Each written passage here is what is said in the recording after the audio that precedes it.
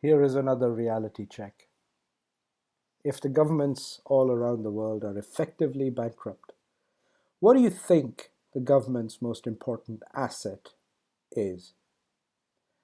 In case of oil-rich economies, it is clearly oil. But in case of economies that depend on all kinds of manufacturing and consumer consumption, it is actually the taxpayer, because tax revenue is the single most important cash flow generator for a government. Now, if your deposits are earning zero interest, if your pension funds are already in a shortfall scenario and at huge risk of imploding, and if nations are falling short of both cash and any other type of resources, guess what happens next?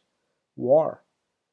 And if you've been watching news, governments have been ramping up their rhetoric, and with some or the other excuse, war becomes a big business to revive or try to revive the economy. In such a situation, oil, gas, gold, and minerals become the very last of the resources worth acquiring, and everybody's attention goes towards these assets and they go skyrocketing in value. Some people may argue that in a desperate situation, in fact, alcohol and cigarettes are the ones that you need to be hoarding.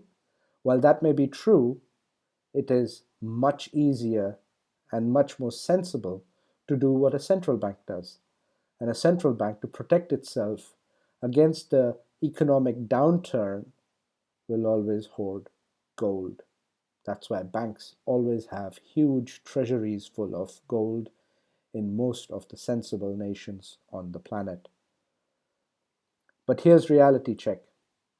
If you want to protect your own household, you need not only more income, but you need something that is reliable as a physical asset to own personally if you must liquidate at some point in the future in order to pay for goods and services in a collapsing economy. This is why we advise you must have gold and silver as a part of a diversified portfolio of assets. At least some of your wealth, maybe just 5 to 10% of all your cash, should be held in physical precious metals as a protection against what could go wrong with both the banking system and also the currencies. Please continue to watch this series.